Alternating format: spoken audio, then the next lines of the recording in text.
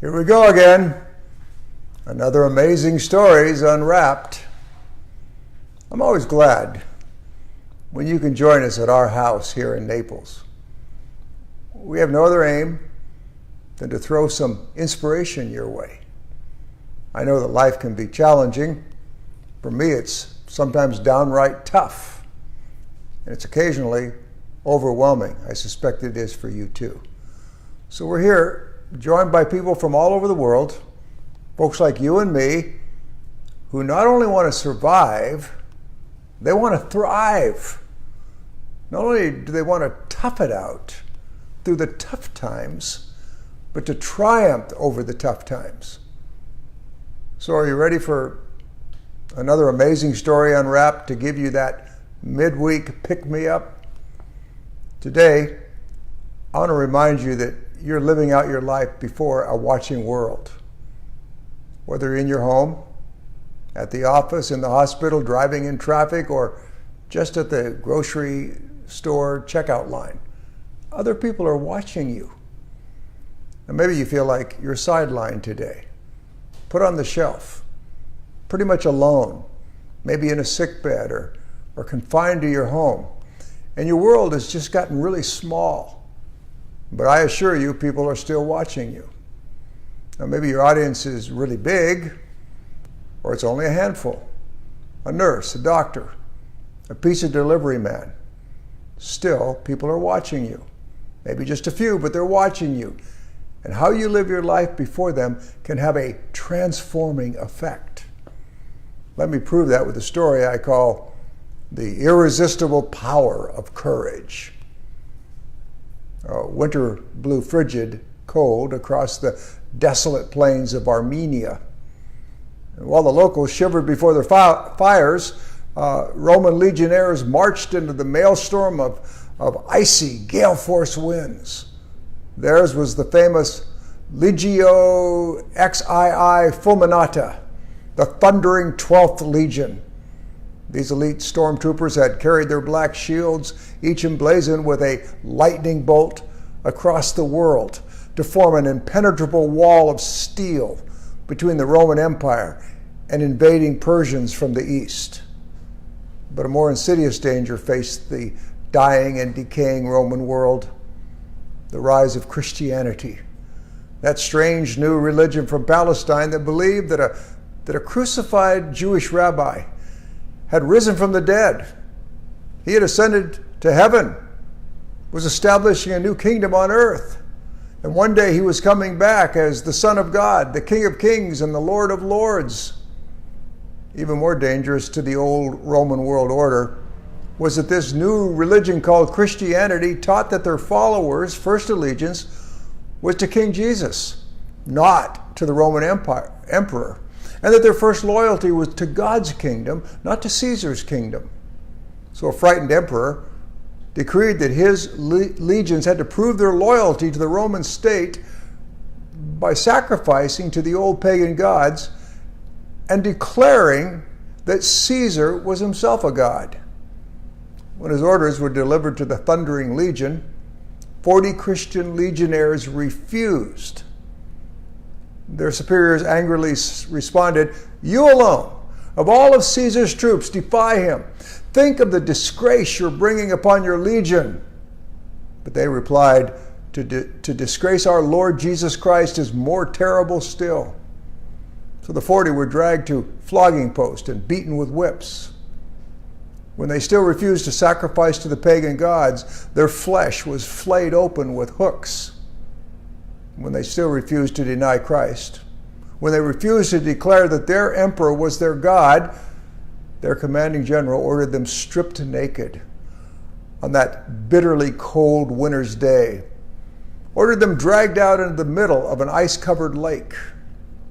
And with frigid winds cutting into their bruised, their battered, their lacerated flesh on that day in the year 320 AD, they joyfully stripped off their clothes and they literally ran onto that ice-covered lake, glad that they could be counted worthy to suffer for what they believed was the truth. The commander ordered tubs of heated water to be placed on the banks of that Armenian lake to to entice them to give up. But the freezing Christians prayed an amazing prayer. Lord, they said, there are 40 of us engaged in this battle. Grant that 40 may be crowned, and not one of us will be missing from that sacred number. Legionnaires stood on the banks, watching the drama play out. They began to place bets on how many of those Christians would soon give up as the minutes stretched into hours. And those Christian legionnaires began to collapse one by one on the ice. It seemed that all 40 would stay true to their faith until one broke from the ranks, stumbled half frozen to the shore, having given up his faith. Yet when he was eased into the warm bath, the shock caused him to die almost immediately. Now there were only 39 left on that ice. It seemed that the original prayer that 40 would remain true would not be answered. Then a legionnaire on the shore, impressed by their bravery, stripped off his uniform and ran naked out onto the ice. Again, there were 40. As dawn broke, the first light of day revealed 40 frozen bodies out on the ice, all wrapped in each other's arms, as if they had made the last futile attempt to find some warmth in each other's dying bodies. Or maybe they were just making a final embrace before death. The general ordered the frozen corpses to be dragged off the ice, to be burned in a fire, the ashes of the 40 scattered on a nearby river. His legionnaires were shocked, however, to find that one of the 40 somehow, miraculously, still alive. His mother, who was among the camp followers, was summoned to convince the survivor to recant his faith. But to everyone's surprise, this mother begged her son to stay true to his belief to the end. And so he did. And he was thrown alive into the fire with 39 corpses. And that original prayer out there on the ice was answered. 40 stayed true to the end. 40 received their crown of life on the other side of death. History remembers these amazing legionnaires as the 40 martyrs of Sebaste. They tell an enduring story of the irresistible power of courage. The Thundering Legion, some 2,960 hardened legionnaires, watched them die, betting that they wouldn't go the distance. But what they saw was the amazing power of faith that won't crumble in the face of suffering, of pain and death. One of those watching legionnaires was so transformed by the courage that he stripped off his clothes and rushed out on the ice to join them as a brand new follower of Christ. The camp follower was so captivated by the bravery she saw that she begged her son to stay true, even though she was forced to watch her half-frozen boy thrown alive into the fire. The irresistible power of courage. But it didn't stop there. Not on that Armenian ice-covered lake in AD 320. 4 years later, another Roman general by the name of Constantinus, impressed by the heroism and faith of martyrs like the 40 legionnaires at Sebaste, led an army against the emperor who had ordered the legionnaires to pay homage to the pagan gods and to worship him as their god. Constantinus won that great battle. He had the wicked emperor executed, and he became the new emperor of Rome. History remembers him as the great Constantine I. And sickened by pagan barbarity, impressed by the faith of Christian martyrs, Constantine made Christianity the favored religion of Rome.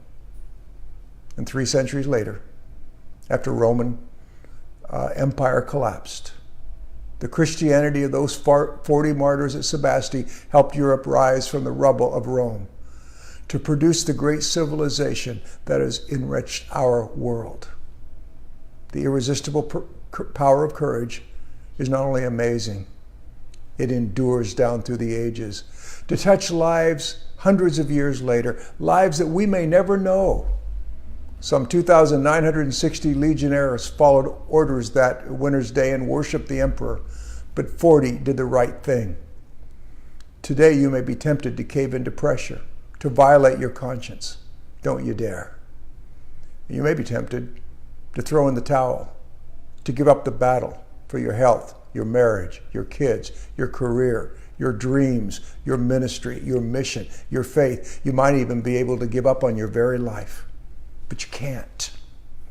Not only does giving up on doing the right thing hurt you, it hurts those who are watching you. Now maybe you're in a bad place today. Maybe like the 40 martyrs of Sebaste out on that ice-covered lake. But remember, others are watching. Your kids, your friends, your neighbors, your co-workers, even your critics and even your enemies. And so are the angels of heaven and the demons of hell. Maybe even the martyrs of ages past are watching you, wondering if you too will go the distance. And when you do, I promise you, all of heaven will break out in applause. And your kids will gain strength from your courage. Skeptics and cynics will take a second look at your faith. The 40 martyrs on that small ice-covered lake in the outback of ancient Armenia could never have guessed that they would one day change the world. And so can you, just by staying true and courageous to your beliefs when they are most tested. I want to leave you with a thought today. Courage ignites, and it inspires the spark of bravery in those watching. Let me repeat that. Courage ignites, and it sparks bravery in those watching. So today, you may feel alone. You may wonder whether it's worth it to keep fighting the battle, to keep going on. Maybe you have stage 4 cancer, as some people do that are watching this program. Maybe your marriage has fallen apart. Maybe your children are in a bad place and you're tempted to give up on them. Maybe a friend has betrayed you. Maybe you've lost your job. Maybe your finances are messed up. Maybe the dreams that you've dreamed for so long still haven't come true and you wonder if you should keep on battling. Remember what we've learned the last few days. It's the plotters. It's the people who keep on keeping on, who win the race of life. But more importantly to you is to remember that there are a lot of witnesses to what you're doing. There are a lot of people who are watching you. Even if it's that you only occasionally get out of your house to go to the doctor or the nurse. Maybe it's only occasionally that you meet somebody who comes in to care for you. Maybe it's just your kids who are watching you day after day. But if you will remain true, I promise you, through them, through those who are watching you, you will change the world because you will make them better people as they watch you triumph over your worst times. Hey, if you have to leave us now, I hope you have a great weekend. Hope you'll come back and join us next week. We have 2 more great stories. If you can stay, I'd love to spend some more time with you on Amazing Stories Unwrapped overtime. Maybe we could answer some questions or just greet you, give you a shout out. Or I'd love to listen to your comments. Your comments always inspire me. Joyce, good to have you with me today. Hi everyone, welcome to our Thursday. The unseen lady with the great voice. If you want to see how beautiful she is, look on my Facebook page. And by the way, my granddaughter is with us this week. One of my 2 granddaughters, May, she's here with her mom. Mom's a lawyer in D.C. getting a little much needed rest, but right now they're out at the Chick-fil-A having lunch together. And it's Rachel's birthday today. Oh, Rachel's birthday today. That's right. We're going to take her out and celebrate. Don't tell anybody, but Rachel, May and I are going to go out and get a surprise for her mama. Maybe some flowers, balloons, and a card that May's going to sign for her mommy. And so we're excited to be taking her out to a good Mexican restaurant tonight. Only after her nap. I wanted to take her to a steakhouse, but she wants to go to just a regular Mexican restaurant, which is good for Daddy's wallet. Let's shout out to some people, shall we? Okay. Sandy Stockdale is Hi, here. Sandy. Good to have you with us again. And of course, our Renee. Renee, all the way from Rebecca Connecticut. Ryan. Rebecca Ryan, good to have you with us. Charlene Martinez. Hi, Charlene Martinez. And Donna Barano. Donna Barano. Donna's going to be going with me on that wonderful trip to Prague. Yeah. Along with Joyce. We're going to have Joyce won't allow me to tell you which anniversary it is, but it's very special. I think it's even gold. But anyway, we're going to be having a great time. When we got married. Yeah, Joyce always tells me if I say how many years we've been married, I have to say we crawled down the aisle as babies. Okay. Hi, Sherry Early. Hi, Sherry Early. Always better to have you early than late. That's Brian getting old, Hunter, that joke. It is getting old. Hi, Brian. Good to have you with us. Jay Paul. Jay Paul and his wife from India. Good to have you with us, my brother. Kathy Stratton. Hi, Kathy. Good to have you with us today. And Raj is here with some family. Samuel, I know, is the son. Raj, and this story was especially for Samuel because Samuel asked a question last week.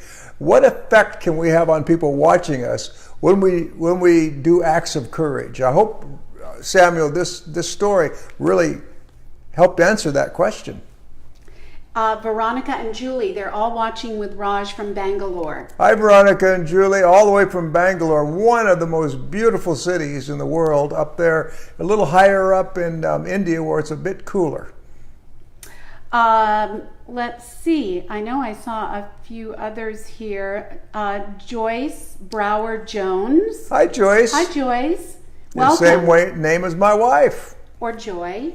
Or Joy, yeah. James Crane, and Hi, I know James. it's James' birthday today too. So happy birthday, James. To you. I think that's it.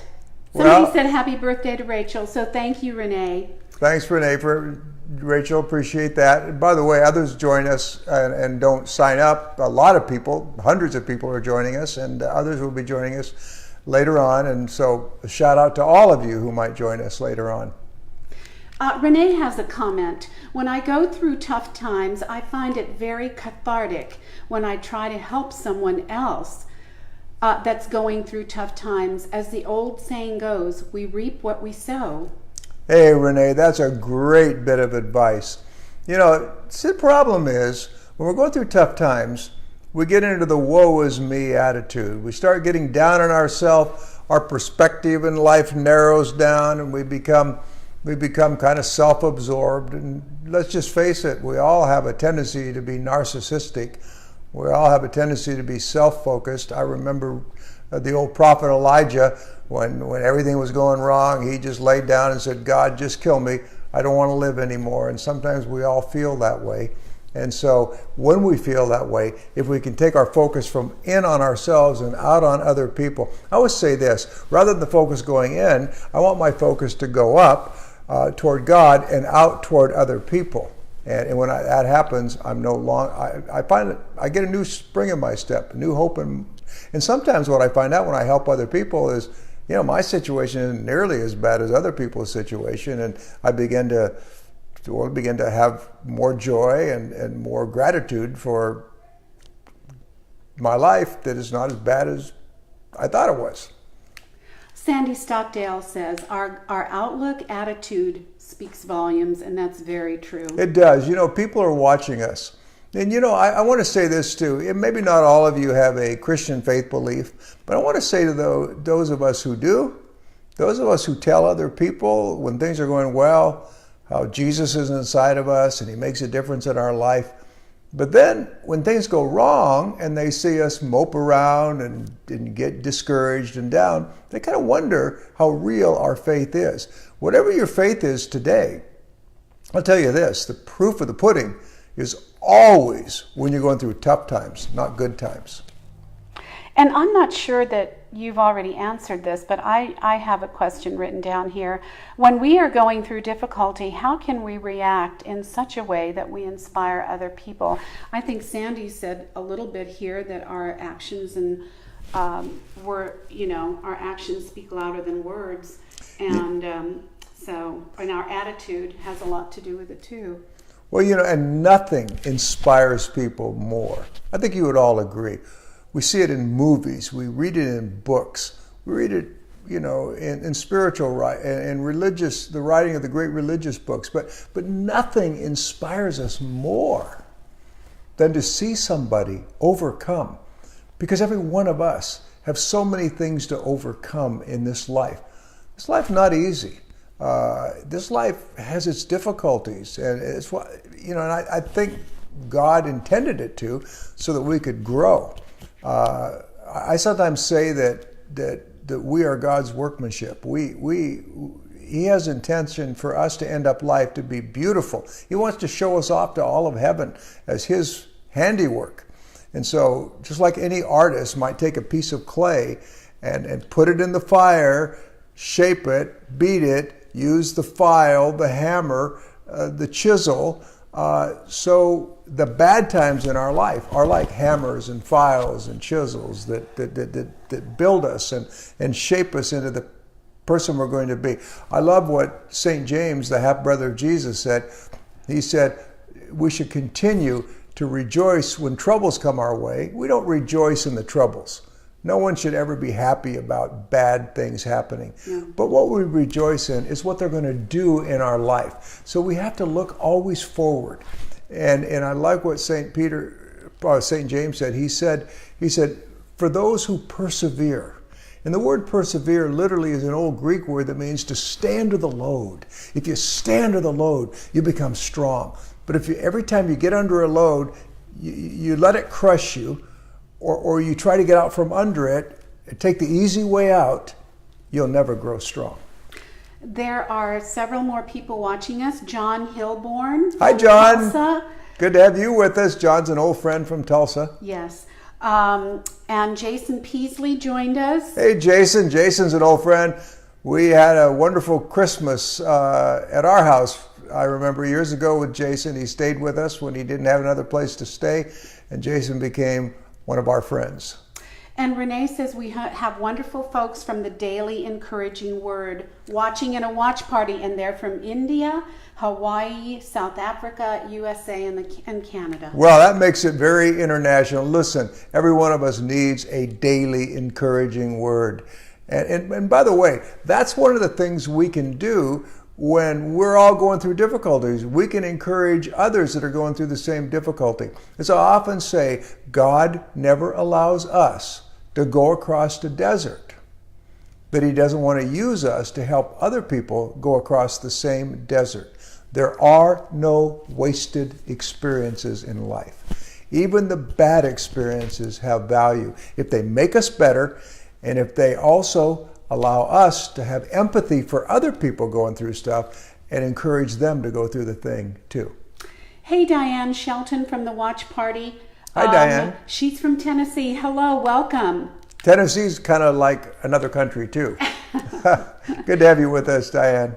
I have another question, I'm sorry. What if we are bedridden and homebound and we have a small watching world? How can this affect our smaller world? I remember somebody who once said, I'm all alone and I'm down on my bed, but when I'm down, I'm forced to look up. And you know what she did? She spent that downtime praying for other people. And she wrote letters to other people. And she got on the phone and she called people. And she encouraged them. So even when we're down, we can reach out to other people. And when we're down, we have caregivers, doctors, nurses, delivery people who perhaps bring things to us, massage therapists, other kinds of therapists. We have our family. We perhaps have a husband, our children, our grandchildren. And so we have lots more opportunities than we think to impact the lives of other people with a smile, with an encouraging word. Doesn't mean that we're not allowed to cry when people are in our presence, that we're not allowed to say to those that we love, I'm really hurting right now, I'm really going through a difficult time. But even then, we can even say something like, but I know I'm going to make it. And I know that my best days are ahead of us. And can I just say this for every one of you? God is writing a story. History is his story. Your story is the best story he ever wrote. And God doesn't write bad stories. God writes good stories. But like every great story, as I am a storyteller, and by the way, shameless advertisement, you can still get my book, The Book of Amazing Stories, by going to robertapeterson.org. You can order that book. But as a story writer, I know that stories are great, or that great stories have times of tragedy.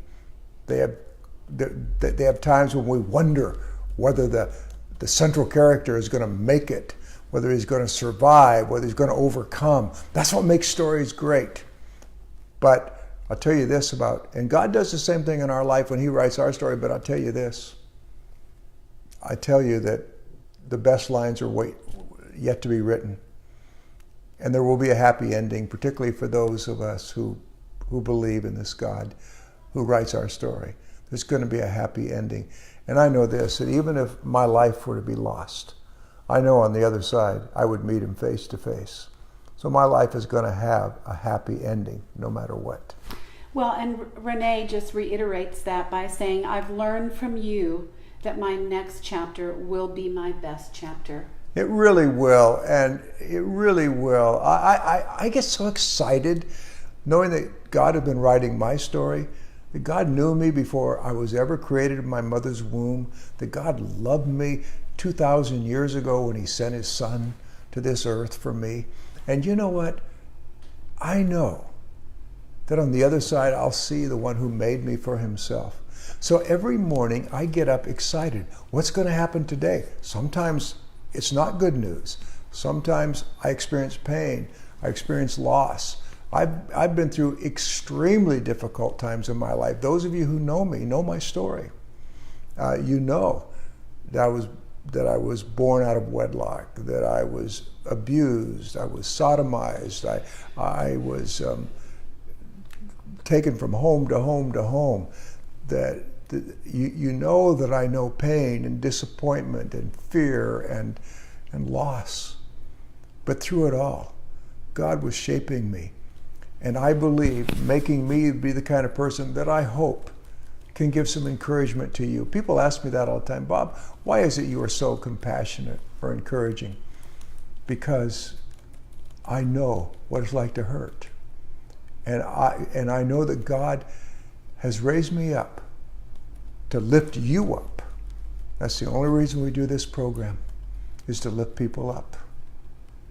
And so you invite other people to come and listen to these great stories every day that help lift people up. Let's see, Sherry Early shares a verse, rejoice in the Lord always. And again, I say rejoice, Philippians 4. That means in the good times and the bad too. You know, there's that wonderful, that's great, Sherry. And there's a wonderful story of Job. Job was the wealthiest man in the world. He was the Bill Gates of his day. And then he lost everything. Lost his children, he lost his wealth, he lost his health. He's sitting on an ash heap covered with boils. And his wife came to him and said, why are you holding on to your integrity? Why don't you curse God and die? And Job looked at his wife and he said, should I only worship God when things are going well? He said, or shouldn't I also worship him when things aren't going well? Integrity. The same belief in the good times, the same belief in the bad times. Your belief never changes, no matter what you're going through. And that, like those 40 martyrs of Sabbath, is what impresses the watching world, to see that we continue to hold to our faith, hold to our beliefs, hold to our hope, even when things are bad. Louise just joined us Hi, Louise. At the end, but I'm sure she can listen a little bit later.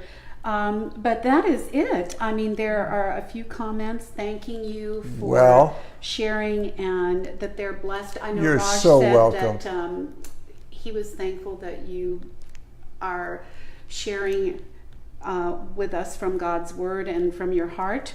Well, thank you, Raj, and I'm glad your family's with you, and I hope you'll tell other people in India. I've been to India several times. It is one of my favorite countries in the world. In fact, actually, I have a little Indian blood in me because my original, somewhere way back when, some of the DNA in me came from the Banjaro people of India. And so I'm kind of excited to say that I'm a little bit Indian. I love all of you. I hope you have a great weekend. You know what I'm going to do now? I'm going to go out and enjoy my granddaughter and enjoy my wife. Look again on the pictures. In fact, if you look on my Facebook from yesterday, you'll see some pictures of May and me in our swimming pool. Love you. We'll see you next week. Have a great weekend. Good to be with you, Joyce.